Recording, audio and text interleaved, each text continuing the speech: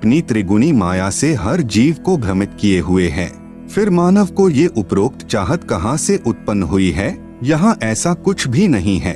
यहाँ हम सबने मरना है, सब दुखी व अशांत हैं। जिस स्थिति को हम यहाँ प्राप्त करना चाहते हैं, ऐसी स्थिति में हम अपने निज घर सतलोक में रहते थे। काल ब्रह्म के लोक में स्व इच्छा से आकर फंस गए और अपने निज घर का रास्ता भूल गए। कबीर साहेब कहते हैं कि इच्छा रूपी खेलन आया, ताते सुख सागर नहीं पाया।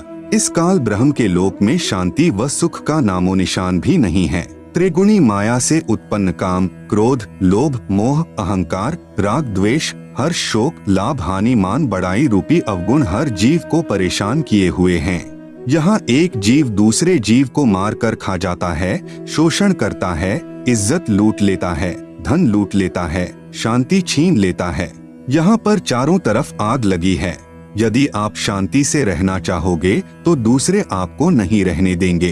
आपके न चाहते हुए भी चोर चोरी कर ले जाता है, डाकू डाका डाल ले जाता है, दुर्घटना घट जाती है, किसान की फसल खराब हो जाती है, व्यापारी का व्यापार ठप हो जाता है, राजा का राज छीन लिया जाता है, स्वस्थ शरीर में बीमारी लग जाती है। अर्थात यहाँ पर कोई भी वस्तु सुरक्षित नहीं।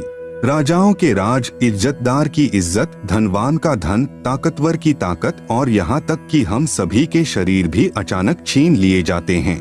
माता पिता के सामने जवान बेटा बेटी मर जाते हैं, दूध पीते बच्चों को रोते बिलखते छोड़कर मात पिता मर जाते हैं, जवान बहनें विधवा हो जाती हैं और पहाड़ से दुखों को भोगने को मजबूर होते हैं। विचार करें कि क्या यह स्थान रहने के लायक है? लेकिन हम मजबूरी वश यहाँ रह रहे हैं, क्योंकि इस काल के पिंजरे से बाहर निकलने का कोई रास्ता नजर नहीं आता और हमें दूसरों को दुखी करने की व दुख सहने की आदत सी बन गई। यदि आप जी को इस लोक में होने वाले दुखों से बचाव करना है तो यहाँ के प्रभु काल से परम शक्ति युक्त परमेश्वर यानी परम अक्षर ब्रह्म की शरण लेनी पड़ेगी।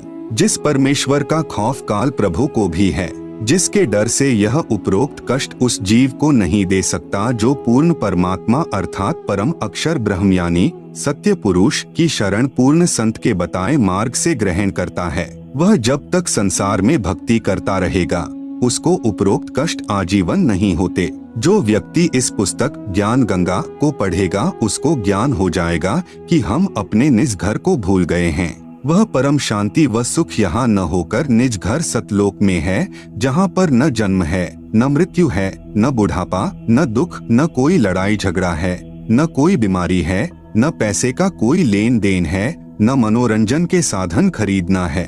वहाँ पर सब परमात्मा द्वारा निशुल्क व अखंड है।